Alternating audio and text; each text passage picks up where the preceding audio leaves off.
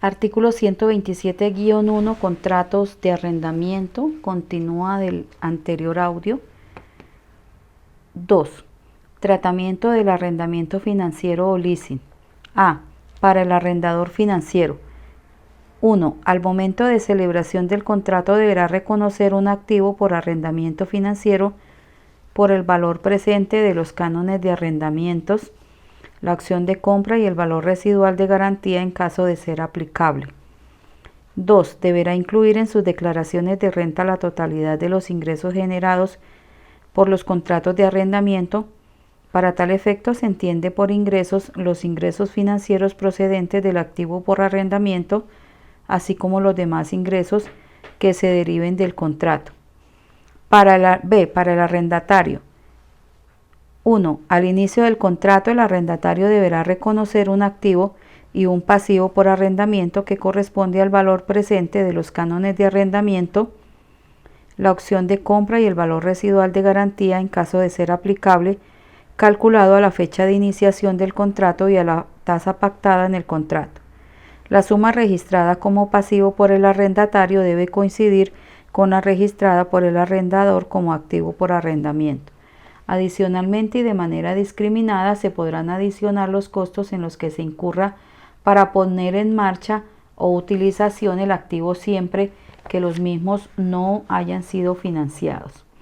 2. El valor registrado en el activo por el arrendatario, salvo la parte que corresponda al impuesto a las ventas que vaya a ser descontado o deducido, tendrá la naturaleza de activo, el cual podrá ser amortizado o depreciado en los términos previstos en este estatuto, como si el bien arrendado fuera de su propiedad. 3. El IVA pagado en la operación solo será descontable o deducible según el tipo de bien objeto del contrato por parte del arrendatario, según las reglas previstas en este estatuto. 4. Cuando el arrendamiento financiero comprenda bienes inmuebles, la parte correspondiente a terrenos no será depreciable ni amortizable. 5. Los cánones de arrendamiento causados a cargo del arrendatario deberán descomponerse en la parte que corresponda a abono a capital y la parte que corresponda a intereses o costo financiero. La parte correspondiente a abonos de capital se cargará directamente contra el pasivo registrado por el arrendatario, como un menor valor de este. La parte de cada canon correspondiente a intereses o costo financiero será un gasto deducible para el arrendatario sometido a las limitaciones para la deducción de intereses. 6. Al momento de ejercer la opción de compra, el valor pactado para tal fin se cargará contra el pasivo del arrendatario, debiendo quedar este en ceros. Cualquier diferencia se ajustará como ingreso o gasto. 7. Es en el evento en que el arrendatario no ejerza la opción de compra, se efectuarán los ajustes fiscales en el activo y en el pasivo, y cualquier diferencia que surja no tendrá efectos en el impuesto sobre la renta siempre y cuando no haya generado un costo o gasto deducible. En tal caso se tratará como una recuperación de deducciones. Artículo 127-1. Contratos de arrendamiento. 3. Tratamiento del arrendamiento operativo. A. Para el arrendador. El arrendador del activo le dará el tratamiento de acuerdo a la naturaleza del mismo y reconocerá como ingreso el valor correspondiente a los cánones de arrendamiento realizados en el año o periodo gravable. Cuando el arrendamiento comprenda bienes inmuebles, la parte correspondiente a terrenos no será depreciable. B. Para el arrendatario reconocerá como un gasto deducible la totalidad del canon de arrendamiento realizado sin que deba reconocer como activo o pasivo suma alguna por el bien arrendado. Parágrafo 1. Los contratos de arrendamiento financiero o leasing con opción de compra y los contratos de arrendamiento operativo que se hayan celebrado antes de la entrada en vigencia de esta ley mantendrán el tratamiento fiscal vigente al momento de su celebración. Parágrafo 2. El contrato de retroarriendo o leaseback se tratará para efectos del impuesto sobre la renta y complementarios como dos operaciones separadas, es decir, una venta de activos y un arrendamiento posterior. El arrendamiento posterior se somete a la regla prevista en el artículo 139 del Estatuto Tributario.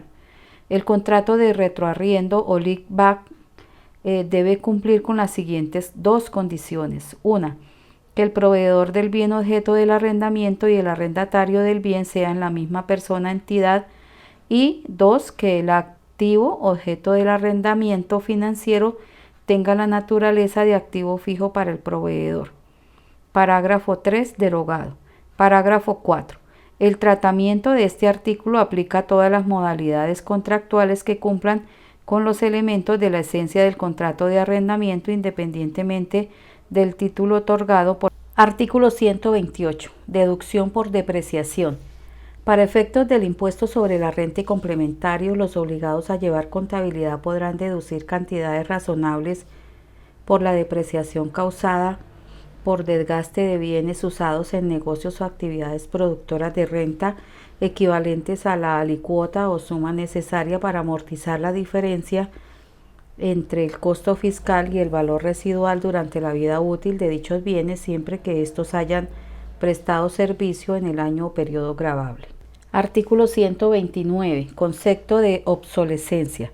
Se entiende por obsolescencia la pérdida por deterioro de valor, el desuso o falta de adaptación de un bien a su función propia o a la inutilidad que pueda preverse como resultado de un cambio de condiciones o circunstancias físicas o económicas que determinen clara y evidentemente la necesidad de abandonarlo por inadecuado en una época anterior al vencimiento de su vida útil probable. La obsolescencia parcial se entiende como la pérdida parcial de valor de los activos depreciables. Para efectos del impuesto sobre la renta y complementarios no será deducible sino hasta el momento de la enajenación de dichos bienes. En las bajas por obsolescencia completa de activos depreciables será deducible el costo fiscal menos las deducciones que le hayan sido aplicadas en la parte que no se hubiere cubierto por indemnización o seguros. El contribuyente conservará los respectivos documentos comprobatorios. Artículo 130. Artículo derogado por el numeral 1 del artículo 376 de la Ley 1819 de 2016.